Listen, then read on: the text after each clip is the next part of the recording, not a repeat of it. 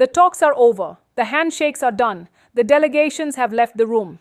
And yet, there is nothing to show for it. No joint statement, no breakthrough, no headline deal. I'm talking about Iran and the United States, whose representatives just wrapped up another round of talks in Muscat, Oman. And while diplomats stayed silent, West Asia remains a powder keg.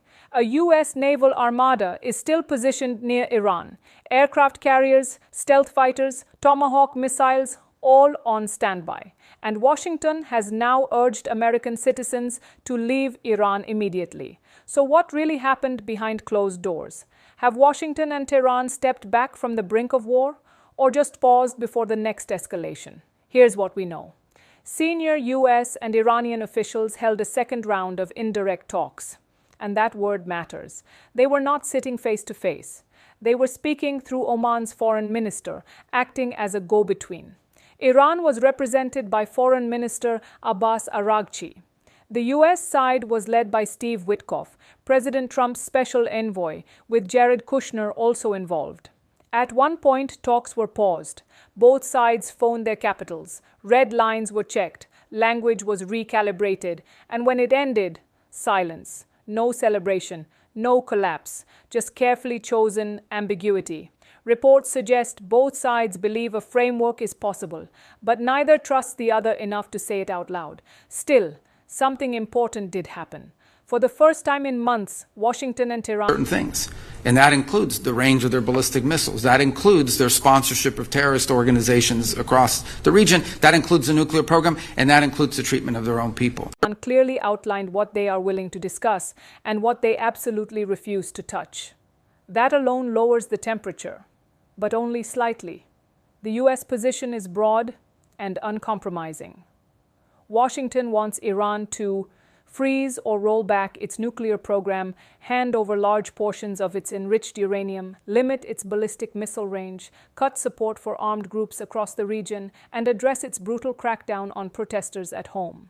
In short, the U.S. wants behavior change at home and abroad.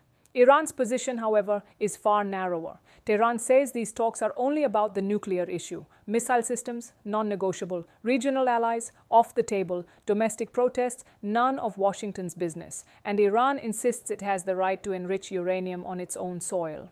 But here's the pressure point. Iran's economy is in free fall. Sanctions are biting. Months of nationwide protests have shaken the regime. Human rights groups say thousands have been killed and tens of thousands arrested. Iran admits around 3,000 deaths, a staggering number by any standard. The leadership knows the truth. Economic relief is no longer optional. Sanctions relief is the prize. And looming behind these talks is something far more dangerous: force. A massive U.S. military buildup now surrounds Iran. President Trump himself called it an armada. The message is unmistakable: talk or face consequences. Iran, for its part, has issued its own warning, threatening to strike U.S. and Israeli assets if attacked. So both sides are negotiating with one hand and gripping a weapon with the other. The U.S. has urged its citizens to leave Iran immediately. And President Trump has delivered his bluntest warning yet. Iran's supreme leader should be very worried. They had a chance before. It didn't work out. We did midnight hammer. I don't think they want that again. And then this. They want to negotiate. And yes, we are negotiating with them right now. So what did these talks actually achieve? There is no deal, no ceasefire, no sanctions lifted, but there is something else, an off-ramp, not peace, but a way out before disaster. Whether Washington and Tehran take that exit or crash straight through it is now the defining question, because the time for talk is running out.